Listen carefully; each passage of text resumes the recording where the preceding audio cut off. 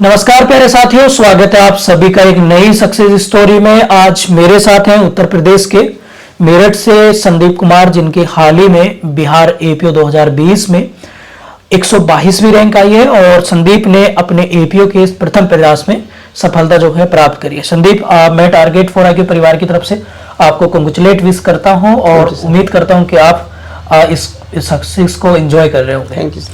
अच्छा संदीप, चलिए आपके बारे में हम कुछ जानना चाहेंगे, आपकी जर्नी जैसे हम लोग डिस्कस कर ही रहे थे।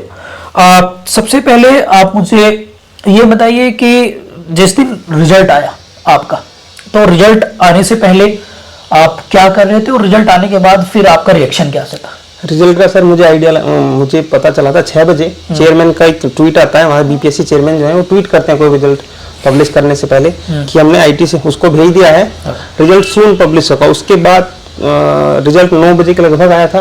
हार्ट बीट 3 आवर ऐसी थी, मतलब लग रहा था कंट्रोल हो नहीं पाएगा। मैंने फोन को स्विच ऑफ किया और मैं लेट गया। मैंने कहा रिजल्ट आएगा, तो दोस्त है मेरा एक, वो मुझे उसका भी था, तो लगभग 9 बजे मेरा कॉमन फ्रेंड है अतुल, वो आया, वो मेरे साथ ही बैठा हुआ था। तो उसको फोन आया राहुल का, उसने बताया कि संदीप का फोन बंद है, उसका सिलेक्शन हो गया है, उससे बात कर रहा हूँ। सर वो मोमेंट तो अलग ही था। एक लंबे समय से मैं इस मोमेंट का वेट कर रहा था सर। Very good.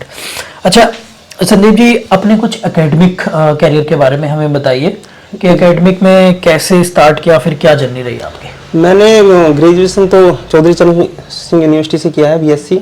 उसके बाद मैं एलएलबी के लिए डीयू गया था। फिर 2012 से 15 में मैंने डीयू से एलएलबी की। उसके बाद मैंने जुडिशरी के लिए प्रिपरेशन की थी सर, दिल्ली से। जुडिशरी जी।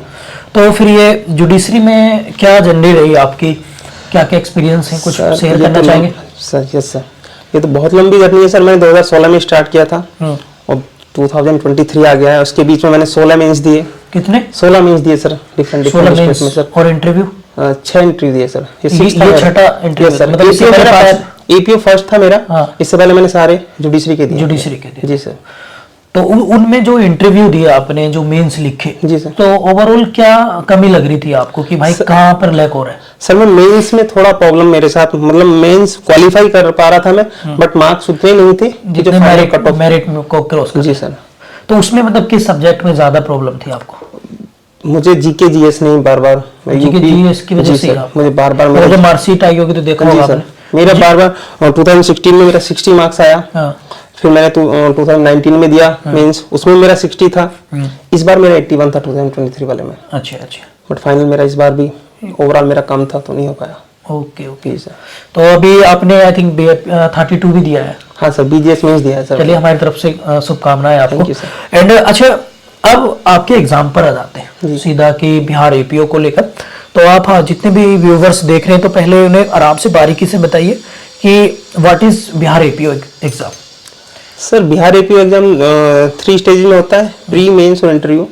प्री के लिए तो मेरा जो फोकस था वो बेरेक्ट और जीके जीएस के लिए मैंने घटना चक्र पे वो किया था। मेंस के लिए लो मैंने कोचिंग की थी, वहां से कवर हुआ। और जीके जीएस के लिए मैंने टारगेट आईक्यू का लिया, उससे मुझे बहुत हेल्प हुई है सर। वो एपीओ में भी हुआ मेरे साथ, और अभी जो मैंने बीजीएस मेंस दिया है उसके लिए भी मैंने टारगेट आईक्यू का लिया था सर, जीके जीएस का। Very good. अच्छा, ऐसी कौन सी बात आप सभी साथियों को बताना चाहेंगे कि भैया प्रीलिम्स में ये चीज ध्यान रखो, तो प्री कभी नहीं रुकेगा? प्रीलिम्स में मैक्स टू मैक्स जितने ज्यादा से ज्यादा एमसीक्यू लगा सकते हो वो लगाइए, और डेली रूटीन पे लगाइए। एक डेली टारगेट होना चाहिए कि हर सब्जेक्ट के इतने एमसीक्यू लगाने हैं, वो बहुत हेल्प करेगा सर। मतलब डेली ज्यादा से ज्यादा एमसीक्यू सर, वही की है सर। अब आ जाते हैं मेंस की ओर। मेंस में सर आंसर राइटिंग बहुत जरूरी है। कुछ मैंने भी स्टार्टिंग में क्या किया कि मैं टेस्ट सीरीज ज्वाइन नहीं करता था, खुद से ही मैं पहले जो 5 मेंस दिए मैंने, वो खुद से ही मुझे लगता था कि कर पाऊंगा मैं, पर मुझे बाद में रियलाइज हुआ कि मैं मेंस में लैग कर रहा हूँ बहुत ज्यादा। तो इस वजह से मेंस की टेस्ट सीरीज ज्वाइन करिए या खुद से आंसर प्रैक्टिस करिए, और डेली रूटीन पे कीजिए। उसमें 2 फायदे होंगे कि जब पेपर होगा, कुछ लोग क्या करते हैं डायरेक्ट मेंस में ही आंसर लिखते हैं, घर पे प्रैक्टिस नहीं करते हैं कोचिंग में, तो उससे वहाँ पेपर भी छूट जाता है और वो फ्लो भी नहीं बन पाता है। तो मेरा पर्सनल ये है कि ज्यादा से ज्यादा मेंस आंसर राइटिंग कीजिए। अच्छा, आपने ऑलरेडी काफी सारे मेंस दे रखे थे, तो फिर भी एक जनरल क्वेश्चन मैं आपसे पूछता हूँ कि आप अपने अनुभव से ये बताइए कि क्या किसी बच्चे को जो तैयारी कर रहा है जुडिशरी की, उसे मेंस की तैयारी पैरेलल रखनी चाहिए या आफ्टर प्रीलिम्स करनी चाहिए? ये सर अगर स्टूडेंट ऐसा है जो बार बार प्री में फेल हो रहा है, हाँ। तो उसको मोस्ट ऑफ द टाइम अपना प्री के लिए देना चाहिए। क्योंकि कुछ लोग क्या करते हैं, मेंस की तैयारी तो कर जाते हैं बट प्री क्वालिफाई नहीं कर पाते, हाँ जी। तो फिर प्रॉब्लम आती है। तो पैरेलल भी कर सकते हैं, अगर प्री आपका अच्छा है तो पैरेलल कीजिए, अदरवाइज पहले प्री पे ज्यादा फोकस कीजिए फिर मेंस पे आना चाहिए। ये मेरा पर्सनल है, बाकी स्टूडेंट सबकी अपनी अपनी वो रहती है। कुछ लोग साथ साथ करते हैं।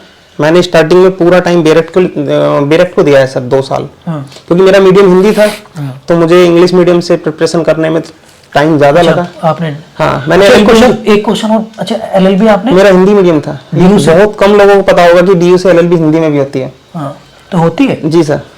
प्यारे साथियों देखिएगा, मतलब मैं बहुत सारे लोगों को सजेस्ट करता हूँ, हालांकि यूपी में काफी आप देखा है कि इंग्लिश मीडियम के ज्यादा होते हैं, जी मीडियम के कम ही होते हैं, तो फिर भी देखिएगा मीडियम चेंज किया, एलएलबी भी हिंदी में करने के बाद कन्वर्ट किया, और आज आपके सामने संदीप एपीओ बन के आए हैं, और उम्मीद करता हूँ कि डेफिनेटली मजिस्ट्रेट भी बनेंगे। अच्छा संदीप, मेंस आपका हो गया तो कंफर्म था कि भाई इस बार सिलेक्शन तो हो गई, ऑल्दो आपको मेंस की कॉल हो चुकी है कई बार, जी क्या सर, लग गया था? इस बार थोड़ा सेल्फ डाउट आया था जब यूपी का फाइनल रिजल्ट आया 30 अगस्त को। उसके बाद थोड़ा सा सेल्फ डाउट आया था, 5वां मेंस रुका है, मतलब फाइनल रुका है। मैंने कहा ऐसा, तो उस समय लगा था, लेकिन आफ्टर 1 वीक ईपीओ का आया था। जब मैं ईपीओ देख आया था मुझे लगा था इस बार अच्छा होगा, कॉल हो जाएगा, पर डिले इतना हो रहा था तो उसमें क्योंकि 2020 में नोटिफिकेशन 21-22 पर जब मैंने इस बार ईपीओ इंटरव्यू दिया उसके बाद मैं श्योर हो गया था कि सर इस बार हो जाएगा, क्योंकि मेरा इंटरव्यू अच्छा हुआ था। अच्छा, इंटरव्यू पे चलते हैं। जी सर। तो इंटरव्यू में ऐसे कौन कौन से क्वेश्चन पूछे गए, कोई याद आ रहा है आपको भी? जी सर, ऑलमोस्ट सभी याद है मुझे। पहला क्वेश्चन तो यही था कि what have you been doing after LLB, कि आपका 2015 में एलएलबी हुआ है। तो मैंने कहा sir I have been preparing for judiciary. फिर वो दूसरे क्वेश्चन पे कि उन्होंने पूछा फेवरेट सब्जेक्ट क्या है, तो मैंने कहा सर सीआरपीसी।